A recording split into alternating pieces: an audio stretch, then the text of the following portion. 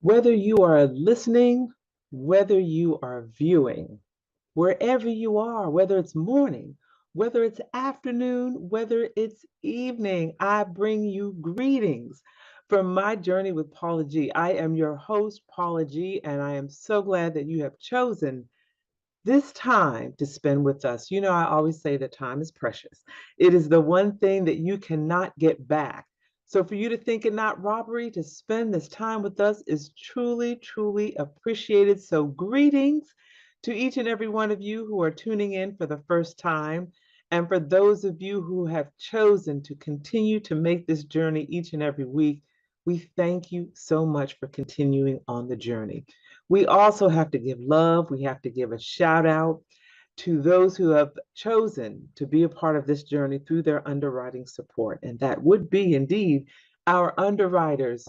We appreciate each and every one of them so very much because without them, we would not have the means to provide this program of which we could stream across a variety of platforms and air on a variety of platforms. We have been so blessed since we started this journey to expand the platforms, the networks, the streaming networks, all different aspects of technology to spread the word of the journey. So we thank our underwriters. We're just so grateful for our underwriters.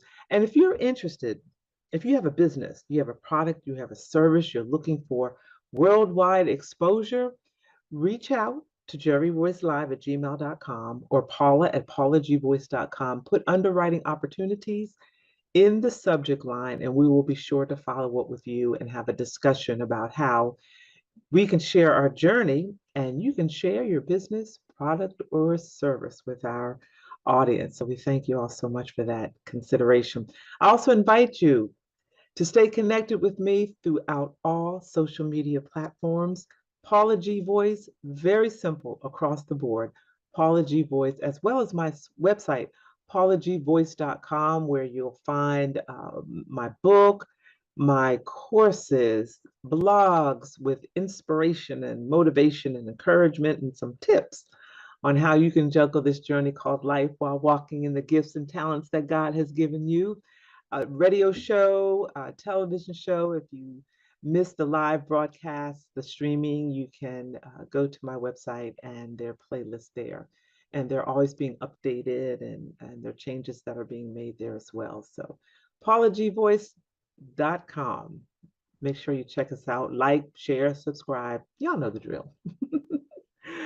Well, once again, we thank you all so much for joining us. And today I want to share with you something that I've been experiencing lately. And it's been shared with me through other individuals who have been sharing some of the same things. And it just had kind of got me to thinking about some things. So I want to share those with you and you can let me know. You can always email me, paul at paulagvoice.com, if you have any questions, comments, or concerns, feedback from any of the programming. But I want to talk today about how our thoughts shape our world, how our thoughts shape our world.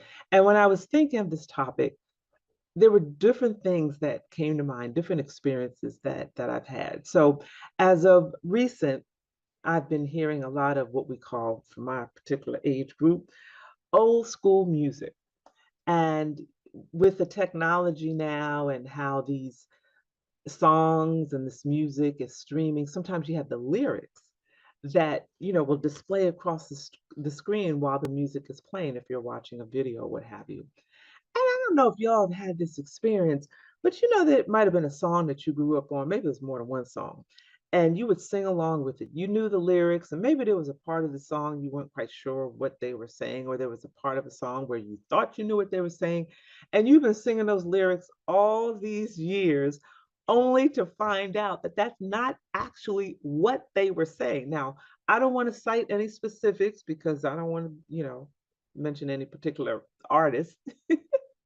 But it has been comical listening to these songs all these years and then seeing the lyrics scroll across the screen. I'm like, oh, that's what they were saying. It sounded like this, but that's actually what they were saying. Or it was something totally different from what you thought it was. Yet the way that you thought the lyrics were being sung shaped your thought either about that song or about a connection you had to it or a memory or something of that nature. So for the most part it's been rather comical, like, it's I'm in my sixth decade and I'm just realizing that that lyric is actually something else.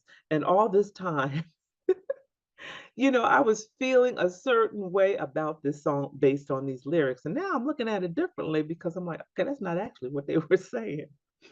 And then there have been incidents where, as a child, as a young person, you shaped your thought or you shaped your feelings about family members or friends.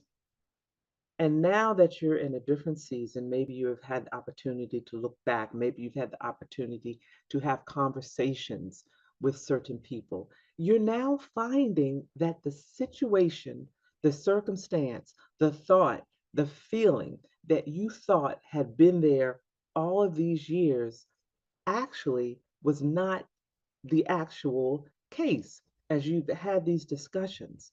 And you find yourself saying, you know what? All these years, I thought you were, and you can fill in the blank. I thought you were upset with me, or I thought you didn't even remember that, or I thought you were feeling some kind of way, whatever, however you can fill in the blank. Have you found yourself in that situation? And for me, it has changed how I have thought about certain individuals or how I have viewed certain individuals. And those kinds of things have been relayed to me as well as I've had conversations with some young people who are now adults and how they have expressed, my opinion, my feeling, my view, my perspective on a situation as I was growing up, or a relationship with a family member or members as I was growing up, or observing that relationship between family members as I was growing up. I always thought, you can fill in the blank, and never knew, you can fill in the blank, and now I understand why, you can fill in the blank of whatever it is, and your perspective changes. And with that sometimes comes certain feelings.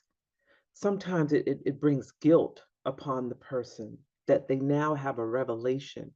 Sometimes it brings anger, sometimes it brings joy, sometimes it brings relief, resolution, release.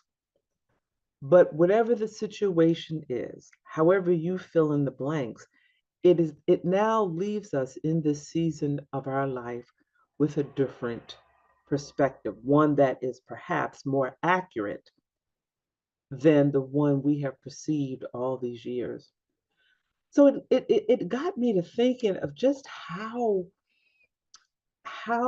our thoughts and how we view things, how we view people, how we view circumstances truly, truly changes our perspective on things and it shapes our world.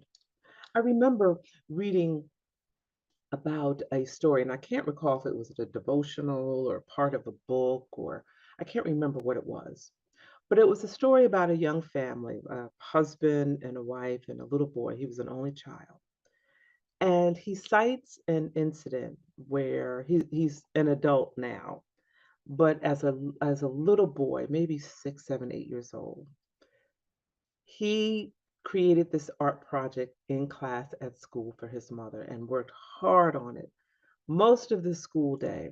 By the end of the school day, he had finished this art project for his mother, and he was so excited. And he was thinking all day long when he takes it home to her how surprised she's going to be and how happy she's going to be, and just the joy that he's going to feel in presenting her with this project that he had taken the time to meticulously create for her throughout the school day, and got on the school bus and he's excited and he's walking home to the house from the school bus, and he gets in the house and, mommy, mommy, mommy, look what I made for you in school today. He's all excited. And his mother says, Didn't I tell you to make your bed and put your breakfast dishes in the sink before you left for school this morning? Your bed has been made unmade all day long. I left those dishes on the table because I'm not putting them in the sink. I have told you over and over to put those dishes in the sink. And she totally did not notice or see this project.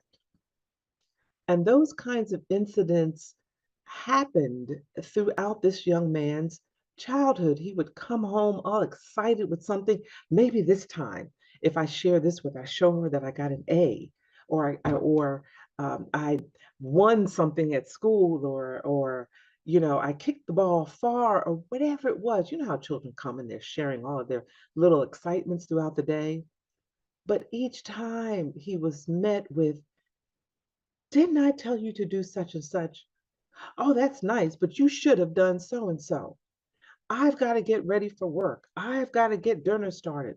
All of these things that mom would throw at him coming through the door. So he got to the point where he became quite bitter.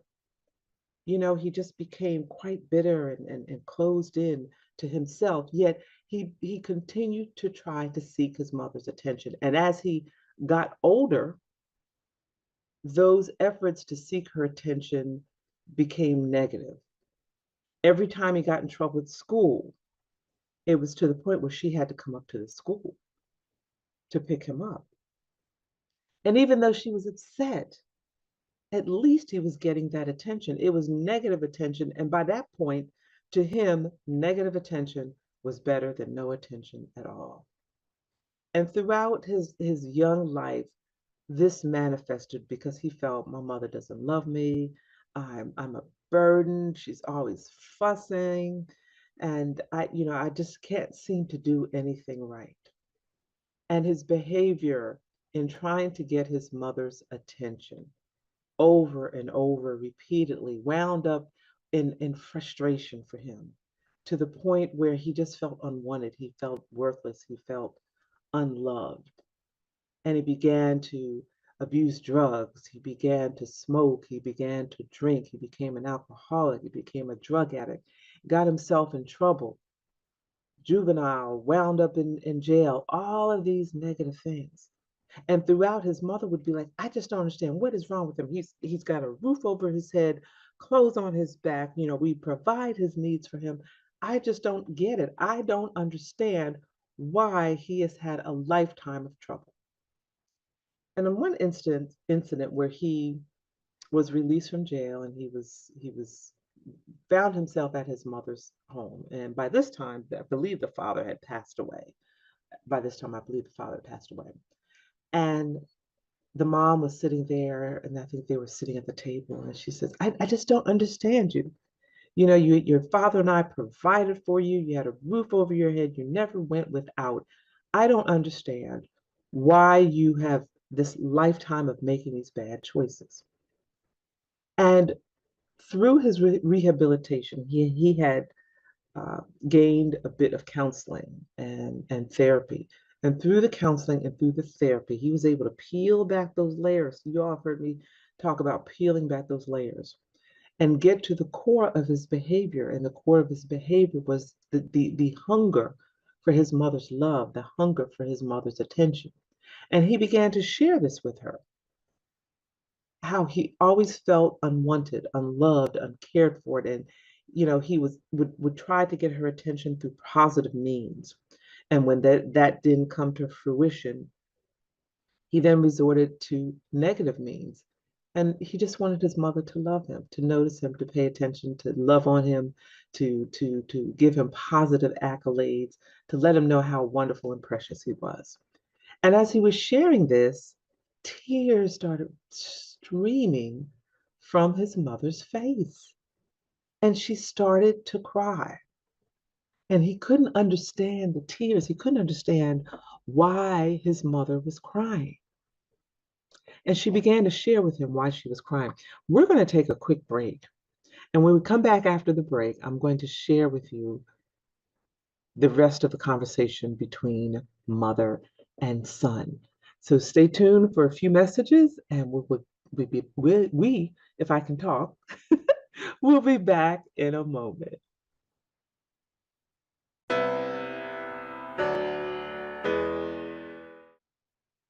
And welcome back to My Journey with Paula G, where we are juggling this journey called life while walking in the gifts and the talents that God has given us. Now, before the break, I was sharing with you a bit of a story about a young man who, throughout his life, sought his mother's attention. And initially, he did so through positive means, but when that didn't render results, he then resorted to negative means of getting her attention. And he got to the point where he felt that negative attention from mom and getting attention, uh, getting my mother's attention through negative means was better than not getting her attention at all. And he was sharing with her that his objective, his goal, his desire was just to be noticed, to be loved by her, for her to give him accolades and to tell him how much she loved him. And as he was sharing this with his mom, he's now an adult, he was sharing this with his mom, and she began to cry. Tears just started streaming down her face. And she began to share with him her journey. And in that moment, she realized how her journey affected her son. She realized how her journey shaped his world. And she began, and she could remember, there was the other thing too, is she could remember a lot of those incidents that he was sharing with her, where he came home with that project that first time. And she began to share, she said, it was never about you. This is mom talking, was so caught up in my own despair, distress. And she began to share how things were not going well, or things did not go well between her and his father. Yet they put on a good front in front of him, because we always do these things as parents. Parents stay together, parents endure things, parents tolerate each other, if you will. I don't really like to use that word, but tolerate each other, if you will, for the sake of the children. And so we may put on this front that, life is beautiful and, we're one big happy family. Yet behind the scenes, there's a lot of turmoil and unhappiness. And she began to share about how unhappy she was in her marriage, and how her husband was always criticizing her and she could never do anything right, and how frustrating it was for her, but she really couldn't vocalize that to her husband. And so when her son would come home, she transferred those feelings, those negative feelings, those emotions. She transferred all of that, unfortunately, to her son. So when he came through the door, she didn't really see him, because she was so caught up in her own, negative thoughts, that it came out. Y'all follow what I'm saying? It just came out. And in that moment, she realized how her behavior affected her son throughout his life, and how his thoughts in regard to how he thought she felt about him shaped his world. And in that moment, there was a lot of healing between mother and son. There was a lot of healing. She was able to listen to him in all of these incidents throughout his life, and how her responses made him feel. He was able to listen to her, to understand why she was feeling the way that she was feeling. And unfortunately, from her own admission, didn't quite handle it properly. And we've all done that at some point. We were in a bad mood. We had a bad situation, and someone comes into our presence that has nothing to do with that situation, and we kind of take it out on them. And in that moment, we, whether we realize it or not, are shaping their thought about us, or how we feel about them, which may not necessarily be true, but they're shaping those thoughts. They're shaping those feelings based on how we are treating them, how we are interacting them. So what's the point? What is the point of this whole story? The point is, our thoughts truly shape our world. regardless of what side of the situation you're on. If you're the person that's receiving the brunt of the venting, your thoughts will shape your world around how you interact with that person or how you think that person feels about you. On the other hand, if you're the person that is taking things out on everyone, your thoughts based on how they respond will also shape your world and how you interact with them. Because sometimes we don't realize, that we're spewing some of this stuff at people. And then when they respond in a negative way, we're like, well, what's wrong with them? Why are they responding that way? I didn't do anything to them, not realizing that subconsciously we're kind of taking things out on them. So, I always have these conversations about mindset. I have these conversations about our subconscious mind. And it just brings to light how so very important it is for us to express fully how we feel to the person that we are interacting with, to the person that we have the situation with, to the person that we have the problem with, preferably in the moment. Now, granted, sometimes the moment is not the wisest time because there may be things that we say that we may regret later because we're in the moment, we're emotional, we're upset, and all we want to do is just hurt the other person because they've hurt us. And later down the road, we think about what we've said or done. And even though we may have been justified, how we delivered has probably done more harm and more damage than the original situation itself. I heard this phrase once, so I can't quite claim it, but as my own. But words are like toothpaste.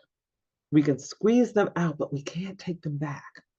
We can squeeze out these words, but once they're out, we can apologize. We can say we're sorry, but we can't take them back because they have had their effect on the individual whom we have spewed all these negative words out to. So we really have to be consciously aware of how we carry ourselves, how we interact with our brother, how we interact with our sister. We have to discern those moments where, in the moment, I can articulate how your behavior makes me feel and what I will or won't tolerate, put up with, however you want to phrase it. Or discern, now is not the time to respond. I'm going to pull back, collect my thoughts, and address the issue later because what buried feelings never die. When you start suppressing those things, the anger and the resentment and all those things come up to the surface. They kind of simmer underneath the surface, and at some point they come up to the surface, and sometimes they hit the surface at the most inopportune moments. You know what I'm saying? The most inopportune moments. So we have to be very careful and discerning, articulating in the moment, using wisdom and silence in the moment, thinking about what it is that we need to say to express how a person's behavior made us feel, or just simply, there's an old saying, let it roll off your back like but water off a duck's back. Sometimes we have to do that as well. So we have to be very prayerful and discerning. On the other hand, when we're the individual that's receiving this, this negative energy from an individual, we have to stop. You know what? I haven't done anything to so and so. They must be having a bad day. Something else, somewhere else must be going on. And that is what this energy is all about. It has nothing to do with me. So therefore, I can't allow it to settle in my spirit. And I may need to bring it to the person's attention because sometimes the person doesn't even realize it. The person doesn't even realize how their behavior is affecting someone else. Are you okay today? You seem a little cross. You seem a little upset. Have I done something? Have I said something? And sometimes you're going, no, you have. Okay, well, let's talk about what's going on because right now your energy is just really sharp. And, you said I haven't done or said anything wrong. So let's talk. And you may be surprised that that person, that may be just what they need, is for someone to just listen to what it is that they have to say. God uses us in so many different ways that sometimes we don't even realize how or when He is using us. And in that moment, He may be using you to help the person process through whatever it is that they're feeling, to gain a new perspective, and to gain some peace in that moment, in that situation. You may be that vessel that they need in that moment, because we all have these challenges while we are juggling this journey called life, while we're walking in the gifts and the talents that God has given us. We all have these challenges. So let's begin, and some of you already have, and if you haven't, let's begin to look at things through a different lens, to open ourselves to be in position to be of assistance, of service, of help, of blessing others, of being a place where someone can feel comfortable sharing or venting, and we can perhaps help them process through some situations that they may be dealing with. And in turn, develop a better relationship between the two of you, as well as other individuals as well. So, God doesn't necessarily come down with a memo and tell us how He's going to use us, but He indeed does use us in a mighty way and in many ways. So I hope that helped you today. We have certainly come to the end of our journey, and I'd like to thank each and every one of you for tuning in, for listening, for viewing. We thank you all so much for embracing the journey. We thank our underwriters as well for embracing the journey and for helping us to provide a platform to share each and every week how we're all juggling this journey called life. Make sure you stay connected. PaulaGVoice.com, my website, social media across the board, Paula G Voice. And until next time, remember that the greatest conversation you will ever have is the one that takes place in between your ears.